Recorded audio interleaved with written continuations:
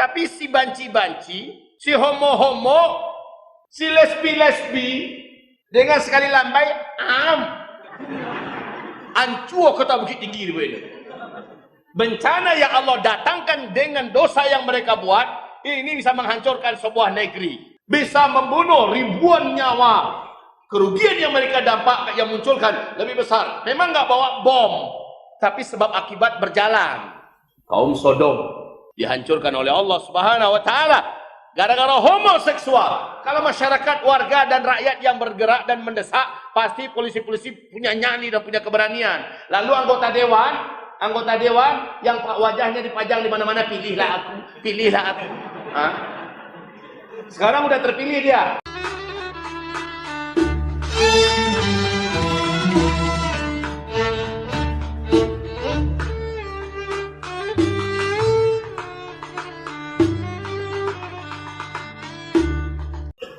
Saya sampaikan kepada pimpinan-pimpinan tokoh-tokoh masyarakat, ada juga dari Polri, ada juga dari TNI, lengkap semua itu datang. Saya sampaikan pada mereka, menangkap seorang pelaku homoseksual.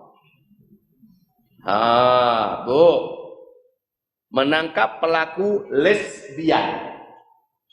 Waktu mau acara deklarasi anti maksiat Padang Bersih Kota Maksiat, kemarinnya ketangkap 6 pasang lesbian di sebuah penginapan di Padang. Ketangkap. Dan beberapa pasangan homo ketangkap. Tapi saya dilepaskan lagi. Nah, ini yang saya tepuk jidat saya. Masya Allah. Ini lebih parah nih. Para homo-homo, para lesbian ini lebih berbahaya daripada orang yang membawa bom di badannya. Tahu tidak, Bu, kenapa? Ibu, orang bawa bom di badannya bahaya tidak? Bahaya. Mana lebih bahaya orang yang bawa bom di badannya dan bom itu bisa diledakkan kapan saja dibandingkan dengan homoseksual? Ibu pasti agak payah berpikir nih. Di mana letak bayonyo? Nanti kau pakai bom, kau indah. Wahai Bapak Ibu, yang pakai bom, dia hanya bisa meledakkan dirinya di sebuah gedung, di sebuah tempat. Hanya daerah itu saja yang meledak, betul tidak? Korbannya paling berapa orang? Tapi si banci-banci, si homo-homo, si lesbi-lesbi, dengan sekali lambai, ancuo kota Bukit Tinggi ini. Bencana yang Allah datangkan dengan dosa yang mereka buat, ini bisa menghancurkan sebuah negeri. Bisa membunuh ribuan nyawa. Bisa menimbulkan kerugian ratusan miliar, mungkin triliunan. Kerugian yang mereka yang munculkan lebih besar. Memang nggak bawa bom, tapi sebab akibat berjalan. Sebab ada homo, maka terjadilah bencana ini. Wahai kaum muslimin, belum pernah sepanjang sejarah Republik Indonesia ini terbentang ada peristiwa bencana yang aneh-aneh kayak di Indonesia sekarang. Betul? Di Palu aneh, kalau hanya sekedar gempa disusul tsunami mah itu udah biasa. Itu udah biasa. Tsunami kuat datang, gempa kuat datang tsunami, itu biasa. Yang nggak biasa itu tanah berjalan, rumah di atasnya, gedung di atasnya, tiang listrik yang begitu tinggi juga di atasnya ikut jalan-jalan. Lalu habis itu nyungsep semuanya. Dan muncul penggantinya tanah liat. Muncul penggantinya apa yang ada di dalam perut bumi, gantian di atas. Yang di atas udah jadi pengisi perut bumi. Falamma jaa amruna ja'alna 'aliyaha safilaha. Ketika keputusan kami sudah bulat, kami jadikan yang di atas masuk ke bawah, yang di bawah naik ke atas. Itu firman Allah. Ternyata penduduk tempatan atau orang-orang yang menyaksikan kejadian itu tidak mengambil pelajaran. Maka Allah susulkan ke depan. Disebut dengan likuifaksi kan itu kan. Proses itu disebut dengan likuifaksi.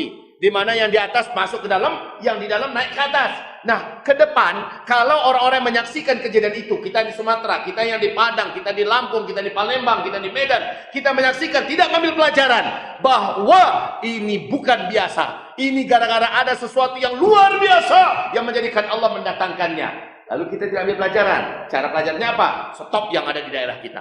Kejadian yang sama, penyebab yang sama. Stop di daerah kita. Jangan biarkan. Karena kalau dibiarkan, lanjutan firman Allah. Wa ja'alna 'alaiha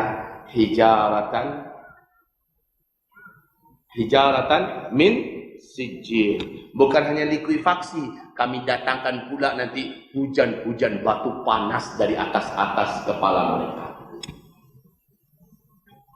Kaum Sodom dihancurkan oleh Allah Subhanahu wa taala gara-gara homoseksual.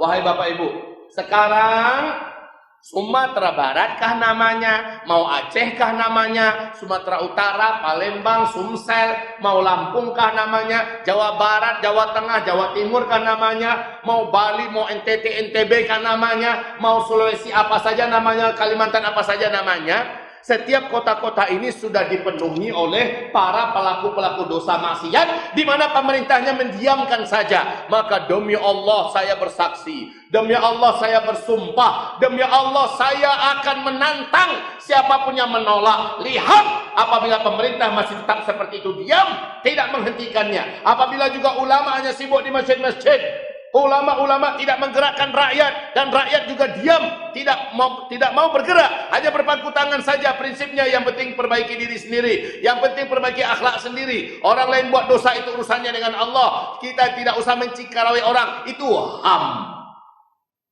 Hak asasi manusia. Dia mau berzina, dia mau makan anjing, dia mau berzina dengan anjing, mau berzina dengan babi, itu urusan dia. Kalau kaum musliminnya macam itu, maka saya bersaksi demi Allah, saya bersumpah demi Allah, negeri itu akan Allah hancurkan dengan petaka, bencana dan azab. Dan sekarang bukan saatnya lagi Allah main tunda-tunda. Main tunda-tunda ada selesai Pak waktunya. Sekarang Allah bayar cash. Allah bayar cash. Tunai. Masya Allah. Dari belakang. Padahal musik-musik kalau sudah digemari, dicintai oleh umatku, ini salah satu di antara pengundang bencana yang besar. Jangan anggap ini biasa ya. Arab Saudi, sejak Muhammad bin Salman yang pegang kendali pemerintahan, Arab Saudi jadikan sebagai negara terbuka sekarang. Ya, budaya-budaya dari Eropa, dari Barat, dari mana-mana dipersilakan masuk secara bebas. Arab Saudi sekarang sudah jadikan sebagai negara liberal. Maka organ-organ tunggal, konser-konser musik raksasa, menghadirkan penyanyi-penyanyi level dunia sudah biasa dibuat di kota-kota besar di Arab Saudi hari ini. Maka wajar toh kalau Arab Saudi langsung dicabut berkahnya oleh Allah Subhanahu wa taala. Wajar. Bencana di sana, bencana di sini, bagi saya mah itu biasa, dan ke depan lebih berat lagi insyaallah taala. Insyaallah taala. Ustaz tahunya dari mana? Kalau enggak Rasulullah ngasih tahu, kita tahu dari mana? Saya bukan peramal. Mana saya tahu? Apa yang saya katakan 4-5 tahun yang lalu terjadi sekarang semua, Pak. Apa yang saya katakan waktu 2015 ketika itu saya ada di Sydney, saya sampaikan di 2015 apa yang terjadi di 2017. Karena ada tuntunan hadis-hadis nabinya. Hanya saja Nabi Muhammad tidak menyebutkan tahun, tapi ada tuntunan hadis-hadisnya, urutan kejadiannya saya sampaikan, terjadi. Imbauan saya Bapak Ibu kepada Bapak Ibu semua, peluang kita memperkecil bencana itu cuma satu-satunya yang ada, memperkecil dampak bencana. Dampak ya, bencana nggak bisa dihentikan.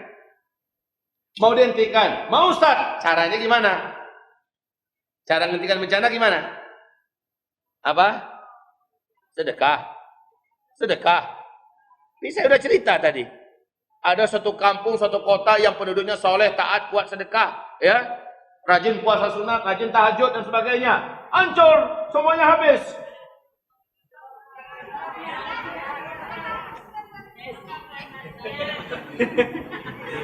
Ibu semangat Pak, yang Bapak gimana?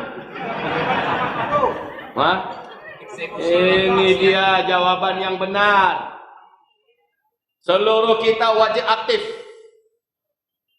Tidak boleh pasif. Tidak boleh menyadarkan pada orang lain. Seluruh kita wajib aktif. Menghentikan maksiat yang dibuat di negeri kita, di kampung kita, di kota kita. Kalau ada tetangga apa jo anaknya lalamu berhubungan cando laki bini, awak padiakan saja. Maka insya Allah kampung itu akan tenggelam dalam petaka dan bencana. Kalau ada tetangga adik kita, ada sebuah lorong di kampung kita, situ tempat perjudian, kita biarkan saja, maka kampung itu seluruhnya akan Allah sikat dengan bencana. Apa saja bentuknya bisa. Dan kalau ini sudah bersifat sebuah perbuatan dosa yang skalanya skala provinsi, provinsi itu yang akan Allah bencanakan dengan bencana-bencana yang besar. Menghentikannya adalah taubat nasuha. Sudah benar dilakukan oleh pemerintah kita kemarin, kayak di Payakumbuh, ya. Saya nggak tahu Bukit Tinggi sudah melakukan belum yang kayak Bukit Payakumbuh, yang kayak Padang, Bukit Tinggi belum. Maka pemerintah kita nih, wali kota, mudah-mudahan sampai ceramah ini ke telinganya wali kota. Lakukan hal yang sama, bahwa umumkan Bukit Tinggi kota bersih maksiat. Lalu rakyatnya action. Rakyatnya action. Pak polisi yang ada itu tidak punya gigi, Pak. Tidak punya nyali kalau rakyat tidak mendesak. Kalau masyarakat, warga dan rakyat yang bergerak dan mendesak, pasti polisi-polisi punya nyali dan punya keberanian. Lalu anggota dewan yang wajahnya dipajang di mana-mana, pilihlah aku. Sekarang udah terpilih dia. Coba ini suara kita semua. Mereka harus lahirkan undang-undang perda anti maksiat, dikokohkan. Walaupun PDIP mengatakan tidak perlu ada perda maksiat, walaupun PSI yang baru mencogok mengatakan tidak butuh perda maksiat, perda anti maksiat, walaupun Nasdem mengatakan Indonesia tidak butuh dengan perda anti maksiat, biarin itu urusan mereka. Yang penting kita semuanya bergerak lahirkan perda anti maksiat. Amar ma'ruf nahi anil munkar itu paling kuat itu adalah ketika kita memegang tampuk kekuasaan. Ini nggak bisa kalau selama ini capek-capek kita. Coba lihat apa yang dikatakan oleh Anies Baswedan ketika beliau sebagai gubernur, hanya dengan tanda tangan selesai, tutup Alexis. Allahu Akbar. Hanya dengan tanda tangan selesai. Yang paling heboh dan paling diharapkan ke depan bisa menjadi pintu gerbang menguasai Indonesia, yaitu reklamasi. Selesai dengan tanda tangan ketika yang menandatangani penguasa. Nah, coba Zulkifli Muhammad Ali yang tanda-tangani, dicampan orang tong sampah kok. Tapi kalau kekuasaan di tangan kita, tanda tangan selesai, Pak. Nggak usah capek-capek. Maka kekuasaan harus dipegang ke depan oleh orang-orang soleh. Setuju? Itulah program amar bil ma'ruf nahi anil munkar yang paling benar. Program amar bil ma'ruf nahi anil munkar bukan berarti nampak padiano. Pokoknya tunggu tanggal 19 April besok, 17 April besok. Nggak bisa. Kalau nampak sekarang juga harus kita padamkan. Tetapi program yang terkuat adalah cucunya tuh. Kalau nampak tuh. Oke, baik. Itu program amar bil ma'ruf nahi anil munkar yang paling efektif.